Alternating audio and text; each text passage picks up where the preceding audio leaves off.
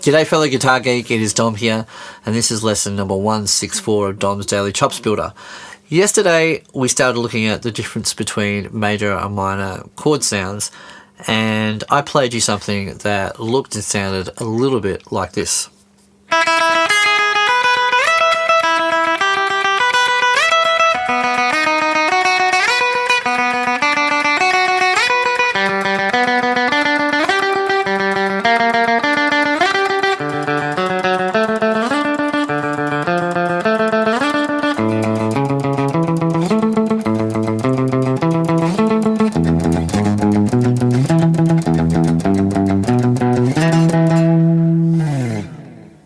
So, what did I do there?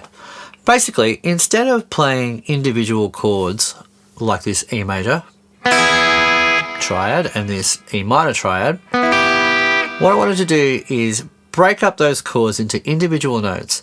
And if you play them horizontally across the string, what that does is it helps you visualize the distance between each note, and also the notes that are the same and also the notes that are different. And so, for example, the first one I played was E major, and that has E, G sharp, and B. Then follow that up with E minor. Now what I've got there is E, G natural, and B. So the only note difference between those two chords is this G sharp for major becomes G natural for minor. And so the E, the root note, and the fifth note, which is B, they stay the same. And so because I play that across each one of the strings, let me just go through the notes that are in each one for you now.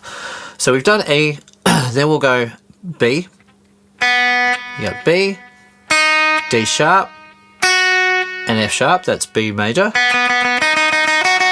Then you've got B, D natural, and F sharp, B minor. Now for G major you've got G, B, and D. And for G minor you got G, B flat, and D. And now for D major you got D, F sharp, and A. Then you've got D, F, and A for D minor. And then lastly, A, C sharp, and E for A major. And then A minor is A, C natural, and E. No need for me to do low E again. So why approach it this way?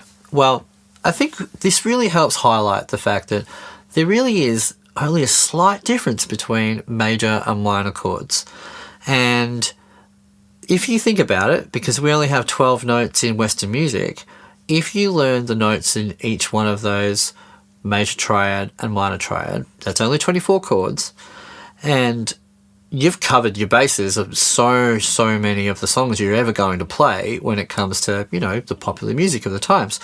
So the other thing that's really handy to know is if you know that the E major chord has E, G sharp, and B, and then you learn all the notes on your fretboard, you start to see that E, G sharp, and B are all over the place. So for example, we've got the open string, but then you can play it like this, like this, like this, like this, like this, etc., etc. All over the guitar. And that really gives you tons and tons of options when it comes to creating guitar parts or guitar solos. And I'll give you two super duper popular examples of this. Sultans of Swing by Dire Straits. D minor, B flat, and C. The guitar solo bit at the end that everyone really loves, that I can't play great, but it's just playing the notes of the D minor chord to the notes of the B flat chord to the notes of the C chord. So just that D minor chord, F, D and A, B flat, F, D and B flat, and then C, G, E and C. And you've got this classic guitar solo that just is highlighting the notes of the chords as going on underneath. Another classic song that approaches this exactly the same way is Hotel California. The harmonized guitar solo in the outro, which highlights the chords of the song, sounds a little bit like this.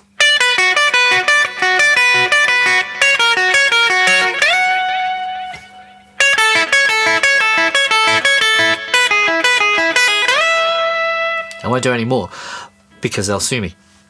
But basically all that's happening there is the chord is B minor and the guitar over the top is playing the notes of the B minor chord, which in this case is D, B and F sharp. And then it goes to the F sharp 7 chord, and then it highlights the notes, which is C sharp, A sharp, F sharp, then to the A chord, which is C sharp, A and E, and then to the E chord, which is B, well, we already know this because I've played it a bunch of times, G sharp and E. You got that?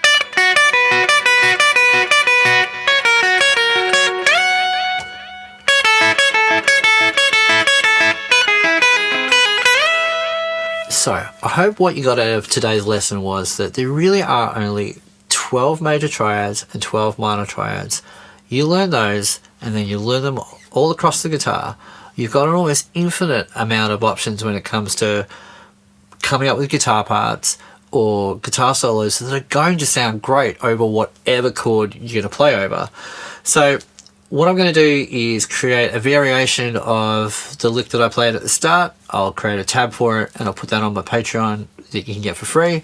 And yeah, I'll be back tomorrow with more Dom's Daily Chops Builder. See you then.